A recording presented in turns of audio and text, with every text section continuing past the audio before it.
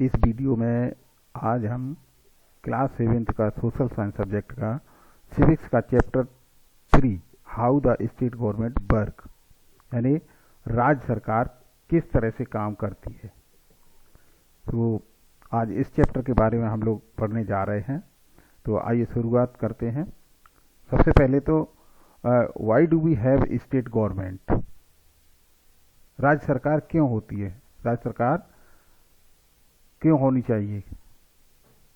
तो India is a huge country with 20 state and 9 territory. Bharat एक बहुत बड़ा विशाल देश है जिसमें 28 राज्य और 9 केंद्र शासित प्रदेश हैं। इतने बड़े देश के चलाने के लिए राज्यों को अलग अलग केंद्र सरकार और राज्य सरकारों के लिए संविधान में पावर डिस्ट्रीब्यूशन करने के लिए यानी सत्ता को शेयर करने के लिए प्रावधान किया गया है ताकि देश में शासन व्यवस्था एकदम सुचारू रूप से चलती रहे। The state government is responsible for good governance of the people of the state. राज्य सरकार है या राज्य सरकार राज्य के लोगों के लिए एक अच्छा शासन, अच्छी सरकार देने के लिए जिम्मेदार होती है। The state government manage the affairs of the state at 3 level. राज्य सरकार राज्य की व्यवस्था को 3 स्तर पर मैनेज करती है। 3 प्रकार से शासन व्यवस्था लागू करती है: लेजिस्लेटिव, एग्जीक्यूटिव एंड एडमिनिस्ट्रेटिव। आइए आगे पढ़ते हैं। The state legislature consist of the governor and 1 or 2 houses. State legislature यानी राज्य विधायिका, राज्य की विधायिका में या जो राज्य की लेजिस्लेचर होती है इसमें राज्यपाल और एक सदन या 2 सदन सम्मिलित होते हैं। In state where there are 2 houses there is a legislative council and a legislative assembly. State में, राज्य में 2 सदन होते हैं, एक लेजिस्लेटिव काउंसिल यानी विधान परिषद और दूसरा लेजिस्लेटिव असेंबली विधानसभा। State having 1 house is known as unicameral. राज्य वो जहां एक हाउस होता है उसे यूनिकैमरल कहा जाता है, एक सदनी व्यवस्था वाला राज्य। State having 2 house is known as bicameral यानी राज्य वो जिसमें 2 सदन होते हैं उसे बाईकैमरल यानी 2 सदनी व्यवस्था का की सरकार कहा जाता है। द लेजिस्लेटिव काउंसिल यानी Vidhan Parishad is the upper house. Vidhan Parishad उच्च हाउस होता है, उच्च सदन होता है। राज्य की लेजिस्लेचर में विधानसभा निम्न सदन के रूप में होती है।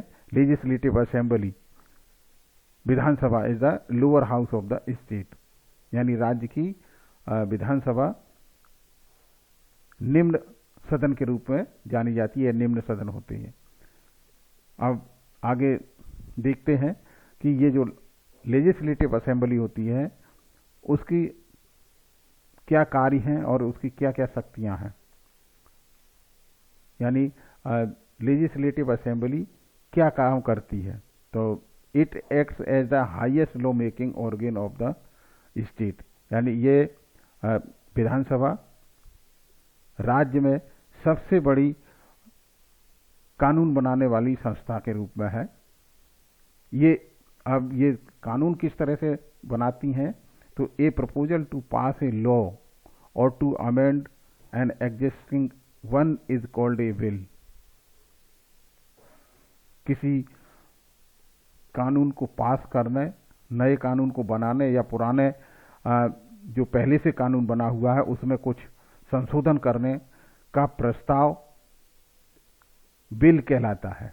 Bill is introduced legislative assembly.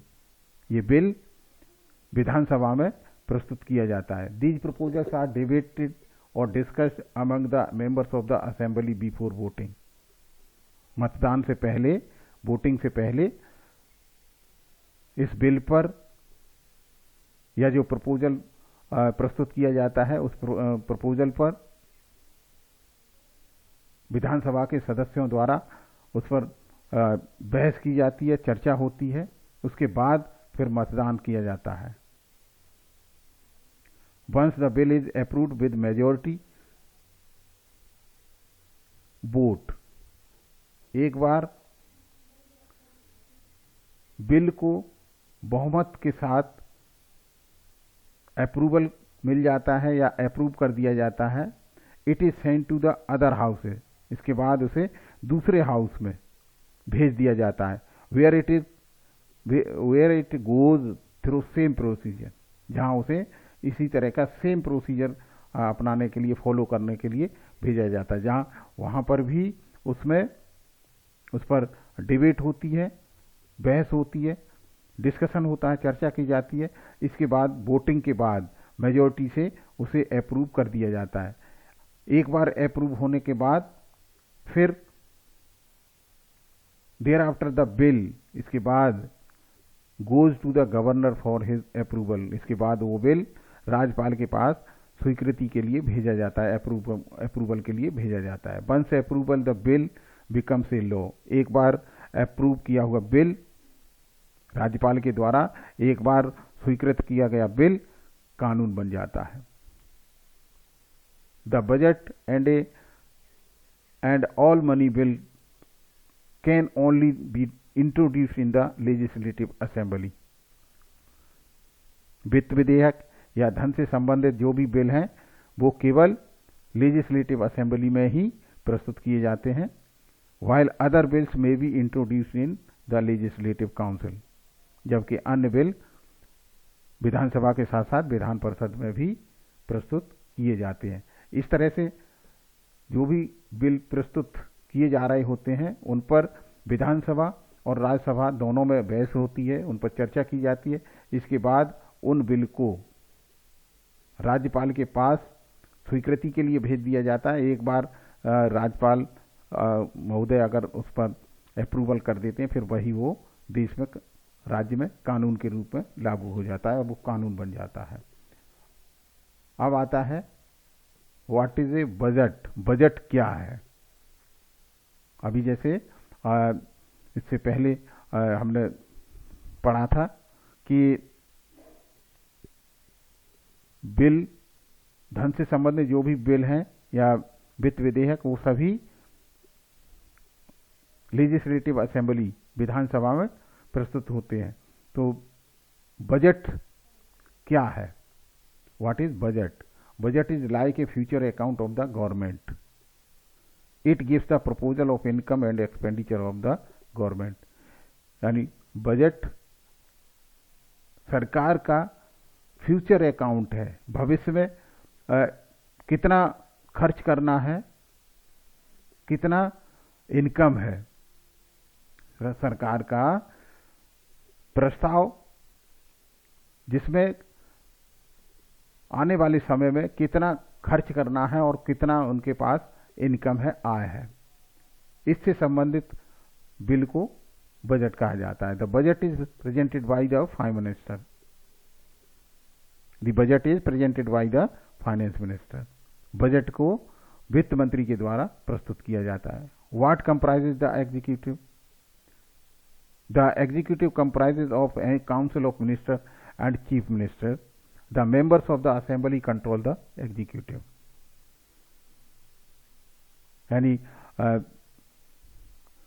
Council of minister और चीफ मिनिस्टर एग्जीक्यूट करते हैं। एग्जीक्यूट करने का मतलब है कानून बनाने का काम करते हैं। The members of the assembly control the executive. इसके अलावा जो असेंबली के, विधानसभा के जो अन्य सदस्य होते हैं वो एग्जीक्यूटिव को कंट्रोल करते हैं, नियंत्रित करते हैं। Powers and function of legislative council. यानी विधानसभा और विधान परिषद, राज्य में 2 सदन होते हैं और दोनों ही कानून बनाने का काम करते हैं, लॉ मेकिंग संस्थाएं हैं।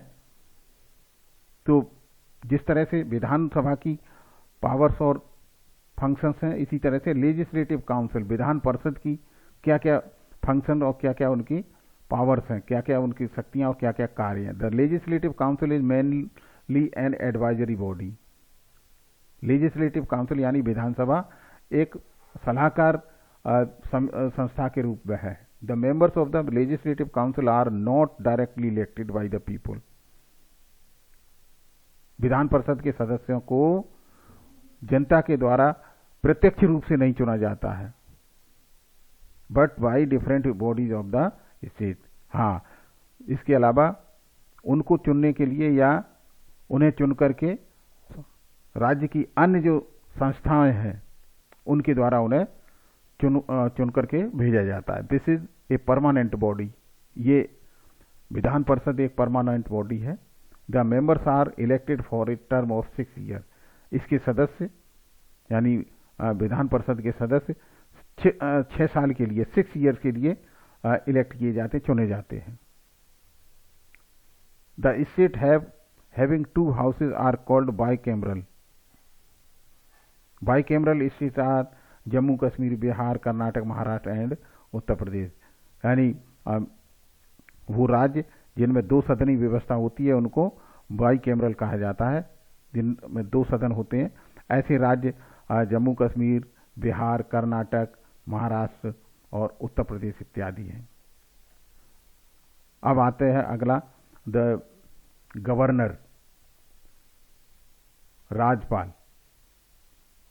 The governor is the constitutional head of the state. राज्यपाल राज्य में संवैधानिक मुखिया के रूप में होते हैं। राज्य में गवर्नर संवैधानिक मुखिया के रूप में नियुक्त किए जाते हैं। He is appointed by the president of the country. राज्यपाल को देश के राष्ट्रपति महोदय नियुक्त करते हैं। राज्यपाल की नियुक्ति देश के राष्ट्रपति महोदय के द्वारा की जाती है। He appoints the chief minister and other members of the council of minister. राज्यपाल मुख्यमंत्री एवं उनकी अन्य मंत्रिपरिषद को भी नियुक्त करते हैं। He appoint the advocate general and other officers of the state. वो राज्य के महाअधिवक्ता और अन्य अधिकारियों को नियुक्ति करते हैं। यानी गवर्नर राज्य में राज्य के महाअधिवक्ता एवं अन्य अधिकारियों की नियुक्ति करते हैं। Every bill has to be approved by the governor.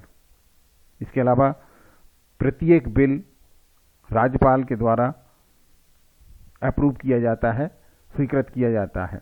He has the right to dissolve the legislature.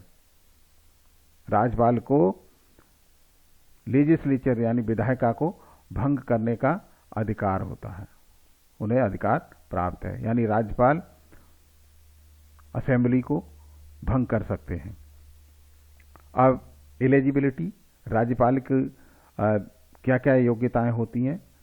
तो राज्यपाल he she has to be a citizen of India. He she का मतलब महिला और पुरुष दोनों में से कोई भी राज्यपाल बन सकता है। वो एक भारत का नागरिक होना चाहिए। He she has to be a citizen of India, वह भारत का नागरिक होना चाहिए। He she should not be a member of either house of parliament और स्टेट लेजिस्लेचर। वो किसी भी सदन का, पार्लियामेंट या स्टेट लेजर का कहीं भी कोई सदस्य नहीं होना चाहिए। He she can not hold any office of profit. वो कहीं किसी भी लाभ के पद पर स्थापित नहीं हो, यानी उसे किसी तरह का कोई लाभ का पद प्राप्त ना हो। अब आते हैं व्हाट इज ए कॉन्स्टिट्यूएंसी, यानी कॉन्स्टिट्यूएंसी क्या है, निर्वाचन क्षेत्र क्या है। यानी चुनाव जब होता है तो चुनाव के समय में अलग अलग राज्य के अलग अलग क्षेत्र से अलग अलग तरह के क्षेत्रों से लोग जो चुन करके आते हैं, तो उसे क्या कहा जाता है। तो every state is divided into small area called constituency which is specified area covering one or more districts. Each such constituency has an elected representative who is a member of the legislative assembly.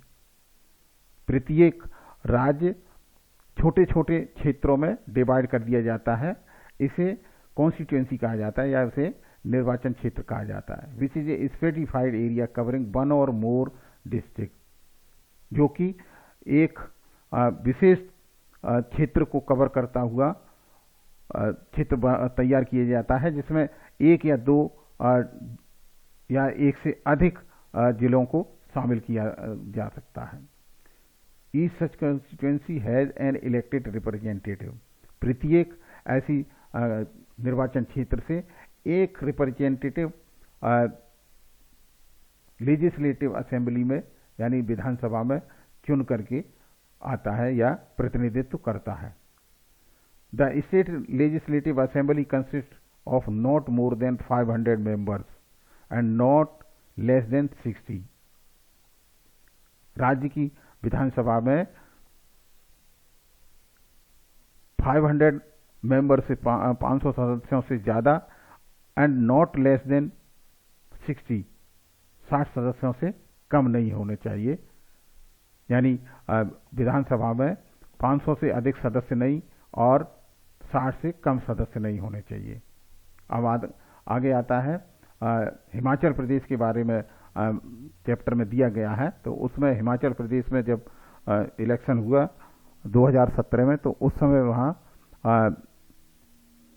Himachal Pradesh divided into 68 assembly constituency, यानी हिमाचल प्रदेश को 68 assembly यानी निर्वाचन क्षेत्रों में विधानसभा निर्वाचन क्षेत्र में divide किया गया है। ठीक इसी तरह से the biggest state like Uttar Pradesh has 403 members in its assembly. Uttar Pradesh जो सबसे बड़ा राज्य है, वहां 403 मेंबर्स असेंबली के हैं, यानी उत्तर प्रदेश को 403 कॉन्स्टिट्यूएंसी में डिवाइड किया गया है, जहां से 403 मेंबर्स असेंबली के इलेक्ट होकर के आते हैं। State which have small population and are small size have a provision for having even lesser number of member in the legislative assembly.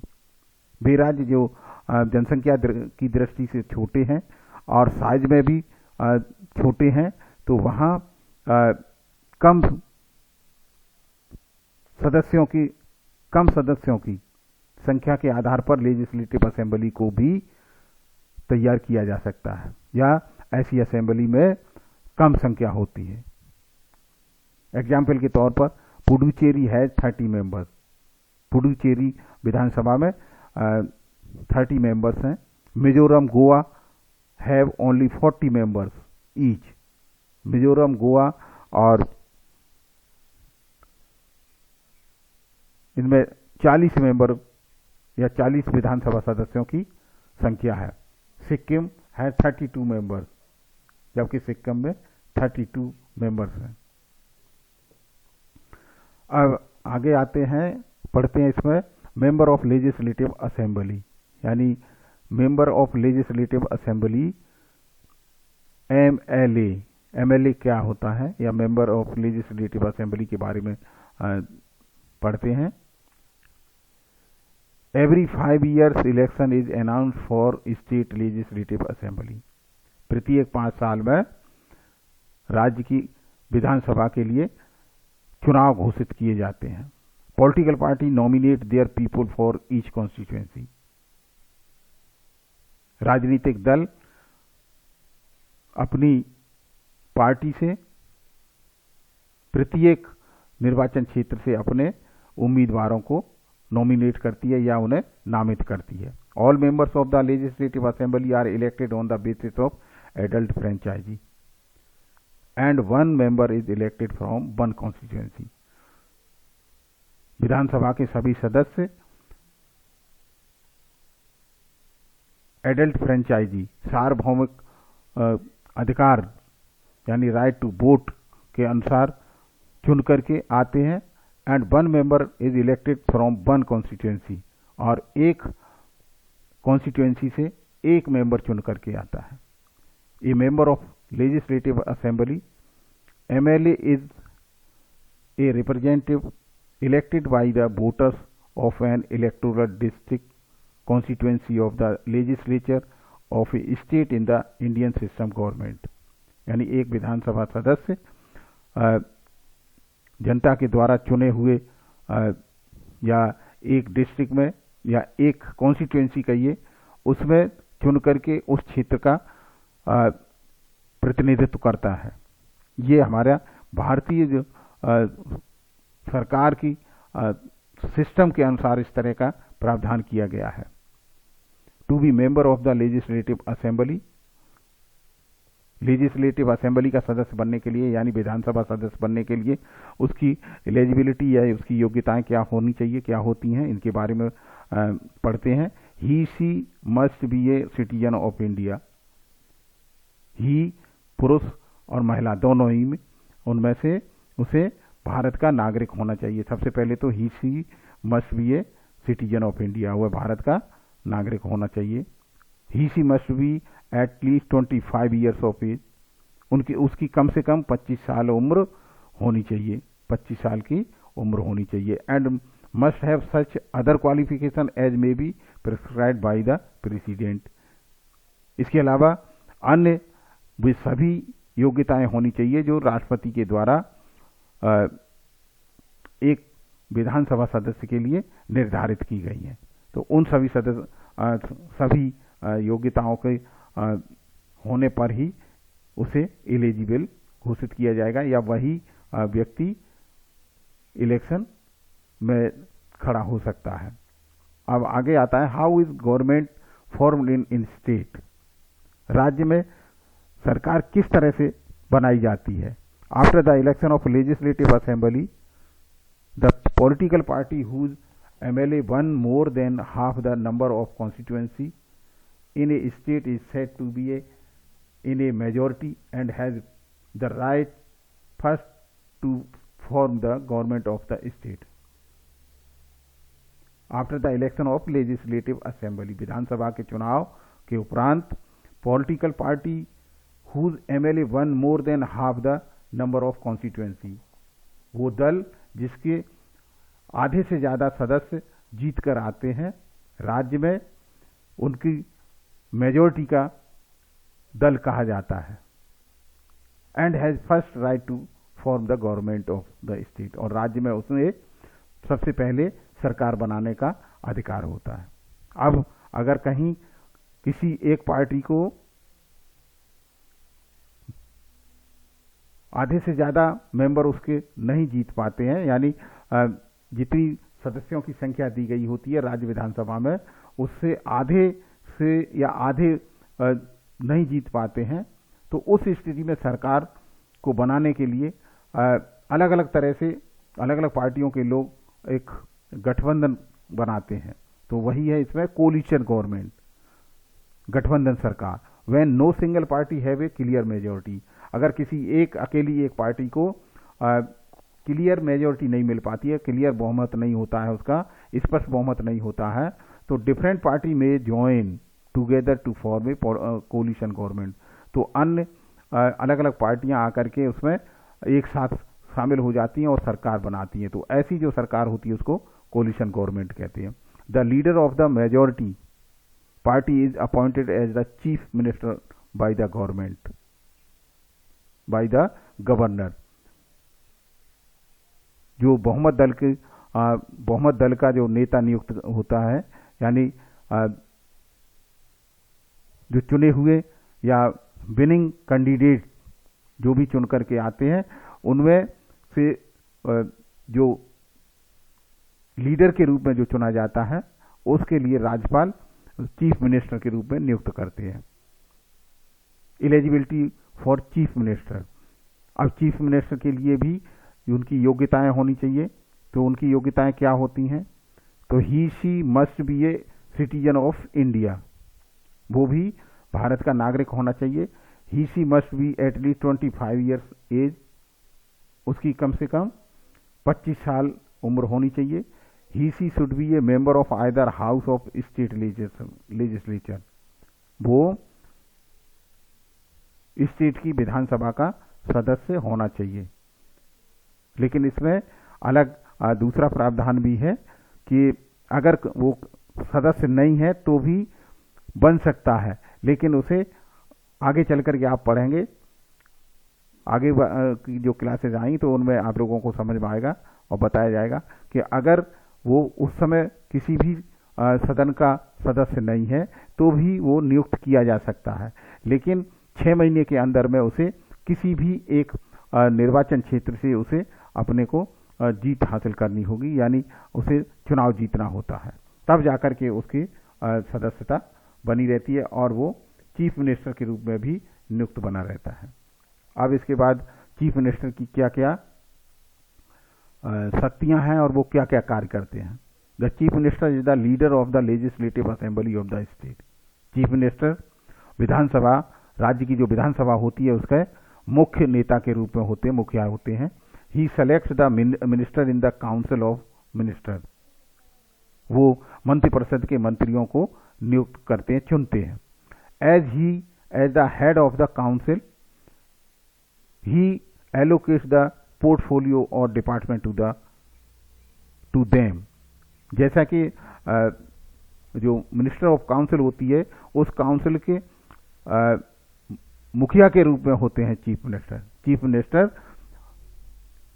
Council के हेड होते हैं। हेड होने के नाते वो मिनिस्टर्स को, जो काउंसिल ऑफ मिनिस्टर जो तैयार की जाती है, जो मंत्रिपरिषद जो गठित होती है, उसमें अलग अलग तरह के विभागों को बंटवारा करते हैं या उनको जिम्मेदारी देते हैं। The CM is the main link between the governor and the state cabinet. CM chief minister यानी मुख्यमंत्री, राज्यपाल और राज्य की जो मंत्रिपरिषद होती है, कैबिनेट होती है, उनके बीच में मुख्य लिंक के रूप में, मुख्य कड़ी के रूप में होते हैं। Generally the governor exercise all his function on the advice of the chief minister. आमतौर पर राज्यपाल जितनी भी कार्य करते हैं वो राज्य में मुख्यमंत्री की सलाह पर कार्य करते हैं। It is his duty to communicate to the governor all decision of the council of ministers. It is his duty to communicate to the governor all decision of the council of ministers. ये उनकी जिम्मेदारी होती है, यानी ये chief minister की जिम्मेदारी है कि जो उनकी काउंसिल, जो मंत्रिपरिषद है, उसमें जो भी डिसीजन लिए जा रहे होते हैं या जो डिसीजन लिए जाते हैं उनकी जानकारी राज्यपाल को देनी चाहिए या राज्यपाल को सूचित करने के लिए आवश्यक है या आवश्यकता है। As the chief spokesman of the state government, all important announcement on behalf of government is made by him. As a chief spokesman of the state government, यानी राज्य के प्रमुख वक्ता के रूप में उन्हें जितने भी आवश्यक अनाउंसमेंट है, जो घोषणाएं हैं, वो सरकार की तरफ से उनके द्वारा की जाती हैं। कहने का मतलब मुख्यमंत्री के द्वारा जितने भी जो आवश्यक जो घोषणाएं होती हैं वो सरकार की तरफ से चीफ मिनिस्टर के द्वारा की जाती हैं। इसके अलावा the policies and working of the different ministries are monitored and coordinated by him, यानी अन्य जो मंत्रालय होते हैं उन मंत्रालयों की निगरानी करना, उन्हें कोऑपरेट करना, उन पर उनके द्वारा जो पॉलिसी और जो उनके कार्य जो किए जा रहे होते हैं उनकी निगरानी करना भी मुख्यमंत्री का कार्य होता है। He summons and presides over the meeting of the council of minister. वह मंत्रिपरिषद की मीटिंग को बुलाते हैं और कॉल करते हैं तथा मीटिंग में उनके हेड के रूप में मीटिंग की व्यवस्था होती है और वो मीटिंग लेते हैं। द गवर्नर अपॉइंट्स और dismisses other minister on his advice. The governor appoint और dismiss other minister on his advice. राज्यपाल महोदय मुख्यमंत्री की सलाह पर नए नियुक्त मंत्रियों को नियुक्त करते हैं या मंत्री को डिसमिस कर सकते हैं या उनकी सलाह पर उन्हें हटा देते हैं। The chief minister also allocates और reallocates the portfolio among the minister. इसके अलावा मुख्यमंत्री किसी भी मंत्री के कार्य को या उनके विभाग को बदल सकते हैं या नया विभाग दे सकते हैं या उस विभाग से बिल्कुल हटा सकते हैं। Sole channel of communication between his minister and legislature, bills, resolution etcetera moved in legislature must have his approval. वो लेजिस्लेचर यानी विधायिका में जो मंत्री होते हैं उनके बीच में कम्युनिकेट करते हैं, यानी इस चैनल के रूप में कार्य करते हैं। जितने भी बिल या जो भी रिजोल्यूशन होते हैं वो लेजिस्लेचर में उनकी स्वीकृति देते हैं। कहने का मतलब जो भी बिल पास किए जाते हैं या जो भी नए संशोधन या जो भी सॉल्यूशन होते हैं उनको विधायिका में यानी जो लेजिस्लेचर है उसमें उनको मंत्रियों के द्वारा कम्युनिकेट किए जाते हैं। He remains responsible to the legislative assembly for the act perform by the state council of ministers. इसके अलावा वो लेजिस्लेटिव असेंबली यानी विधानसभा परिषद के कार्यों को मंत्रिपरिषद के द्वारा की गए जितने भी जो कार्य हैं उनकी रिस्पॉन्सिबिलिटी लेते हैं। यानी मुख्यमंत्री अपनी मंत्रिपरिषद की जो भी कार्य किए जा रहे होते हैं वो उनकी जिम्मेदारी खुद स्वयं लेते हैं या उनके द्वारा ये कार्य किए जा रहे होते हैं। If the CM minister resigns, अगर मुख्यमंत्री रिजाइन देते हैं यानी इस्तीफा देते हैं, the entire council of minister is bound to resign, तो पूरी काउंसिल रिजाइन करने के लिए बाध्य होती है, यानी मंत्रिपरिषद पूरी रिजाइन करने के लिए बाध्य होती है। अब आता है ये सारी चीजें सरकार के द्वारा जो कानून बनाए जाते हैं, लॉ मेकिंग का जो काम हो रहा होता है, जनता के बीच में किस तरह से जनता के और सरकार के बीच में लिंक होता है, तो उसके लिए अब आते हैं पढ़ते हैं रोल ऑफ मीडिया, यानी मीडिया की भूमिका। मीडिया की इसमें क्या भूमिका होती है, तो media work as a link between the government and the electorate in which it conveys to the message about the work of the government. Media सरकार और जो चुने हुए प्रतिनिधियों का जिनके द्वारा चुने गए हैं उन लोगों के बीच में मैसेज पास करने का काम करती है।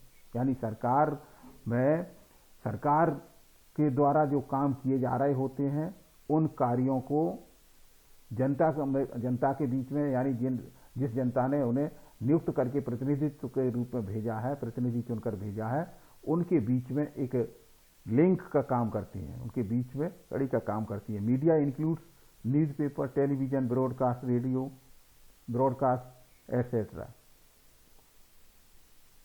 मीडिया में वो सभी जिनमें टेलीविजन, रेडियो इत्यादि सम्मिलित हैं। Since media has a far and wide reach, it acts as a medium of portray the various policy and performance of the government to the people. ये मीडिया सरकार के द्वारा उनके कार्यों की और उनके नीतियों की जनता के बीच में पहुंचाने का काम करती हैं। Minister and representative hold press conference और make press release to connect with the people they represent. यानी जनता के द्वारा जब रिप्रेजेंटेटिव के रूप में जो चुनकर के रिप्रेजेंटेटिव के रूप में भेजे जाते हैं, तो वो मिनिस्टर या जो रिप्रेजेंटेटिव होते हैं वो मीडिया के द्वारा प्रेस जारी करते हैं, कॉन्फ्रेंस करते हैं, या मीडिया के साथ प्रेस कॉन्फ्रेंस करने के बाद उनसे अपने सरकार की अपनी जो कार्य किए जा रहे हैं उनकी उपलब्धियों को जनता के बीच में पहुंचाने का कार्य करते हैं। Information of new policies made by the government are circulated through various media channels to reach people wide and far. सरकार के द्वारा जो नीतियां बनाई जा रही होती हैं या जो प्रोग्राम, जो नए नए कार्यक्रम जो जो लागू किए जा रहे होते हैं, उन सब को मीडिया के द्वारा विभिन्न प्रकार के चैनलों के माध्यम से, मीडिया के अलग अलग प्रकार के चैनलों के माध्यम से जनता तक वो अपने दूर दराज के लोगों तक उनकी सूचनाओं को या अपने कार्यों को जानकारी देते हैं। Similarly opposition party reach out to the people in different forms to convey their views. ठीक उसी प्रकार से जो अपोजिशन, विपक्षी जो दल होते हैं, अपोजिशन पार्टी, जो विपक्षी पार्टियां होती हैं, वो भी जनता के बीच में सरकार के जो कमियां या जो सरकार के द्वारा जो की जा रही कार्य या उनके अंदर उनके द्वारा जो बनाई गई पॉलिसी और उनके रूलिंग पार्टी वालों की जो कमियां या उनके द्वारा किए गए कार्य, उनको जनता के बीच में ले जाकर के बताते हैं। यानी विपक्षी दल, जो सत्ता दल है, उनके द्वारा जो शासन व्यवस्था जिस तरह की चलाई जा रही होती है, जिस तरह की उनकी नीतियां जो बनाई जा रही हैं या जिस तरह के जो कार्यक्रम उनके द्वारा जो चलाए जा रहे होते हैं, उनके बारे में उनकी आलोचना करना या उन कार्यों को जनता के बीच में बताना उनकी जिम्मेदारी अपोजिशन के रूप में होती है। They do this through press conference. ये सब वो भी ये प्रेस कॉन्फ्रेंस के द्वारा करते हैं। इसके अलावा मीडिया डिबेट, मीडिया में डिबेट के माध्यम से, चर्चा के माध्यम से etcetera. Other forms opposition are public rally. इसके अलावा अपोजिशन जो विपक्षी दल होते हैं, उनका दूसरा अलग विरोध करने का जो तरीका होता है, उसमें पब्लिक रैली, आम लोगों की रैली लगाना, पब्लिक डिबेट करना, यानी जनता के बीच डिबेट करना, प्रोटेस्ट, मार्चेस एटसेट्रा, यानी विरोध प्रदर्शन, मार्च इत्यादि, मार्च पास करना, यानी सड़कों पर आकर के, रोड पर आकर के जनता को कलेक्ट करके सरकार के नीतियों के विरोध में जनता को उनकी जानकारी देना और जनता के सामने उनकी आलोचना करना। आप देखते हैं इसी में दिया गया है प्रेस कॉन्फ्रेंस। प्रेस कॉन्फ्रेंस क्या होती है? It is a conference where media representative are invited and given details of action.